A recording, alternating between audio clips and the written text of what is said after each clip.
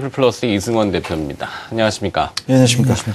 네, 주말에 이 뉴욕 증시가 좀 비교적 큰 폭으로 조정받았기 때문에 월요일을 준비하는 입장에서는 조금 걱정이 되시는 투자자분들이 많으실 겁니다. 자, 우려가 현실로 앞으로 쑥 다가왔는데요. 지난주에 이 아시아는 아니고 지난해에는 이제 아시아 신흥국들의 통화가 좀 불안했었고, 그죠? 이제는 연초를 지나면서 일부 조금 분산되는 것, 리스크가. 이런 걸 어떻게 또 봐야 되는지. 이승석 대표님, 일단 우려만 하고 한숨만 내신다고 될 일은 아닌 것 같고요. 현실을 이제 직시하고 대응해야 될 것 같은데, 일단 진단부터 조금 잡아주시겠습니까? 그러니까 좀 위기라는 표현을 갖다 붙이기에는 아직은 좀 경제 전반적인 그 지표 쪽 나오는 거 동향을 본다면 위기라는 단어는 좀 신중하게 써야 될 필요가 있다고 먼저 좀 얘기할 필요가 있겠습니다. 과연 이제 아르헨티나 쪽에 대한 우려감이 전 세계 예전에 이전에 EU 쪽, 그러니까 그리스로 촉발됐던 재정 위기만큼의 강력한 파괴력을 가진 경제 위기 구조로 가질 수 있느냐를 놓고 본다면 그렇지 않습니다.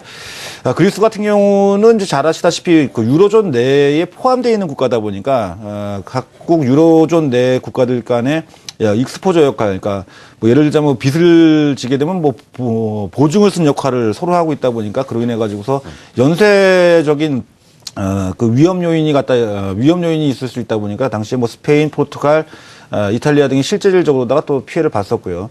이런 부분이 되겠습니다만, 아르헨티나의 경제 구조를 놓고 본다면 보호무역주의가 굉장히 강한 나라다 보니까 같은 남미권에서도 본다면 어떻게 섬처럼 좀 동떨어져 있다 이렇게 표현하는 게 맞을 것 같습니다. 그래서 1차 산업이 위주로 돼 있는 나라다 보니까 이쪽 국가가 최근에 이제 아무래도는 국제 원자재 가격이 좀 약한 움직임을 보인 것에서 이제 경제 상황이 좀 안 좋지 않냐 이 얘기가 나온 상태고, 그다음에 통화 정책에 대한 근원적인 실패 부분 등을 해가지고서 볼 때는 그 나라 해당 국가 쪽에 대한 그 리스크 요인일 가능성이 매우 높고, 이 부분이 그 EU 국가들 브라질이나 칠레 쪽이나 이쪽으로 전이돼 가지고 그게 또 중미 국가인 멕시코나 또 미국까지 전이될 수 있는지를 놓고 본다면 아직까지 그거에 대해서 확대 해석할 필요까지는 없다고 보여집니다.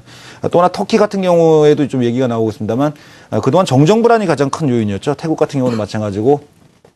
공교롭게도 세 나라 모두, 그러니까 아르헨티나, 터키, 태국, 이 위기라고 현재 얘기 나오는 세 나라는 현재 모두 정정 불안을 겪고 있는 나라들입니다. 그래서 이 부분보다는 역시 이제 과연 이제 왜 이런 현상이 생겼는지를 갖다 놓고 본다면 역시 이번 주에 있을 FOMC 회의를 앞두고 어떤 선제적 움직임이 지난주 후반 쪽에서 좀 쏠렸다, 그러니까 몰렸다라고 표현하는 게 맞을 것 같습니다. 그래서 아무래도 미국의 테이퍼링을 추가적으로 시행할 가능성이 높은 상태에서 화폐 공급이 좀 줄어들다 보니까 이에 따라서 이제 자산의 그 포트폴리오의 재분배 과정, 그러니까 글로벌 IB들이 그동안은 좀 투기적인 리스크를 좀 감안한 투자를 했다면은 보다 좀 안전한 쪽으로다가의 좀 선회성 움직임을 보이다 보니까 주식 시장보다는 채권 시장에 대한 선호, 그다음에 환율 시장 쪽에서는 아무래도는 좀 이머징 마켓 쪽 통화보다는 안전한 쪽 또 달러 대비해서는 더 안전하다고 우리가 얘기하는 엔화나 스위스 프랑 같은 쪽보다 돈이 좀 이동하는 과정에서 그 움직임이 좀 단기적으로 한 번에 몰리기 때문에 이런 현상이 좀 생겼다고 보는 게 옳다고 이렇게 판단됩니다. 그렇다면 결국에 이 모든 부분에 대해서 해결할 수 있는 키는 누가 쥐고 있는지를 놓고 본다면 이번 주 수요일에 있을 미국의 FOMC 회의에서 어떤 정책 카드를 내놓는지 여부가 중요한 부분이라고 이렇게 보여집니다.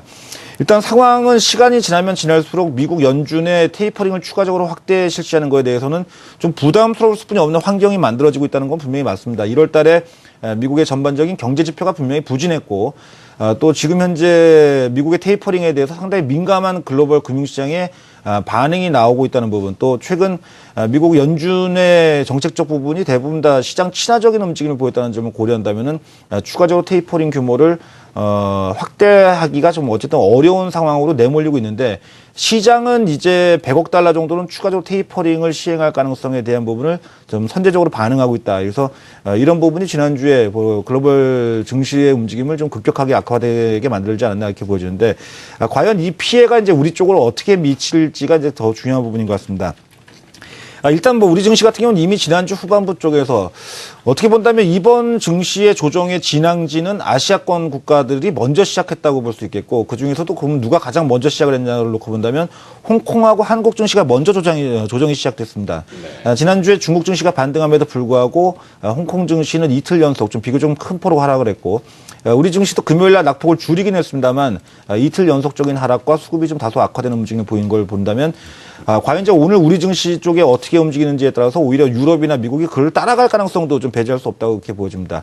현재 시간 좀 달라진 분위기가 좀 있는지를 저도 좀 아침에 좀 보니까 환율 시장 쪽에서 오늘 아침에도 엔화 대비해서 원화가 약하고 또 원화는 엔화는 또 달러 대비해서 강세를 보이고는 있습니다만 아침 쪽 동경 외환 시장이 시작한 다음에 그 변동폭이 축소, 즉 이전 분위기와는 달리 좀 그 급격한 움직임에선 좀 축소가 되면서 좀 안정을 좀 찾아가는 움직임이 나타나고 있다 보니까 뭐 금요일 날 미국 증시의 하락과 유럽 증시 하락을 우리 증시 쪽에서 좀 반영하면서 아침에 증시가 하락폭을 좀 크게 키우면서 움직이겠습니다만 그 하락이 추세적으로 하락에 이번 그 연결될 가능성은 현재로 봐서는 높지 않다고 전망하는 게 옳다고 이렇게 판단되고 있습니다. 네. 자, 이승훈 대표님. 예. 자, 리스크 요인들이 대충은 나왔어요. 또 연초부터 뭐 엔화 약세, 또 실적 실망, 또 미국의 양적 완화 축소 테이퍼링 이렇게 세 가지로 귀결되다가 이제 하나가 추가되면서 이머징 신흥국의 통화 불안. 근데 이것이 이제 이승석 대표도 얘기했지만 엔화가 강세로 지금 기울었단 말이죠. 100엔대 지금 걸쳐 있습니다. 100엔이 지금 잘하면 깨지게 될 수도 있겠는데, 자, 어떻습니까? 이것이 우리한테는 기회가 될 수도 있다? 좀 역설적이긴 합니다만 아직은 뭐 이게 또 장기적으로는 뭐 일단은 그 엔화에 대한 추세가 꺾였다라는 점에서 분명히 그동안에 이제 소외됐던 국내 그 수출주들에게 기회가 될 수 있는 요인이 될 수 있을 거라고 보고 있습니다. 하지만 이제 큰 흐름에서 놓고 본다라면은 이제 사이클릭하게 계속해서 리스크가 반복될 수밖에 없는 요인이죠. 미국도 테이퍼링을 기존에 일정대로 계속해서 진행을 해 나갈 가능성이 높아 보이고요. 중국 같은 경우도 계속해서 이 지방 정부 부채라든가 이 그림자 금융에 대한 해소를 위해서 조금씩 문제를 이제 그 버블을 해소해 나가고 있는 과정이기 때문에 중간중간에 리스크는 부각이 되겠습니다만 그 리스크가 추세적인 하락을 만든다거나 그런 형태로 나가지는 않을 겁니다. 그렇기 때문에 이번에 아르헨티나 사태 같은 경우도 역시 그런 일련의 과정에서 나타나는 그런 이제 또 그 흐름이라고 보셔야 될 것 같고요.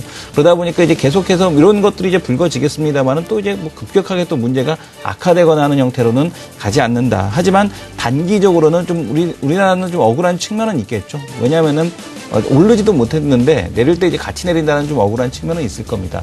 근데 뭐 같이 내린다고 해도 덜 내리냐 덜 했느냐는 것은 이제 의미가 없는 게 덜 내려도 좀 억울한 거는 마찬가지이기 때문에 그렇습니다. 그래서 일단 단기적인 영향에 대한 쪽에서는 일단 좀 부정적이다라고 좀 보셔야 될 것 같고요. 그러나 이제 중기적으로 놓고 봤을 때는 여전히 시장에 대한 그 긍정적인 그 흐름에 대한 그 시장에 대한 상황 자체가 조금씩 좀 변해가는 것은 하나둘씩 어떤 그 매크로 팩터가 긍정적인 방향으로 변해가고 있다라는 측면으로 보셔야 될 것 같습니다. 그렇죠. 사실 도드라지는 이 재료가 본질적인 재료를 지금 뒤엎었는데 본질이 훨씬 더 강하다는 모습을 시간이 지나면 인식을 다시 하겠죠. 시장이 다만 정상으로 회귀하기 위해서는 좀 넘어야 되는 고비가 있는 것 같은데요. 일단은 오늘 월요일 개장가는 뉴욕 증시의 급락 조정 그리고 또 신흥국 일부의 통화 불안 이런 내용들이 지배를 좀 할 것 같습니다. 자, 개장이 20초로 다가왔는데요. 개장 후에 다시 조심스럽지만 시장 접근을 신중하게 또 해보도록 하겠습니다. 잠시 후에 뵙도록 하죠.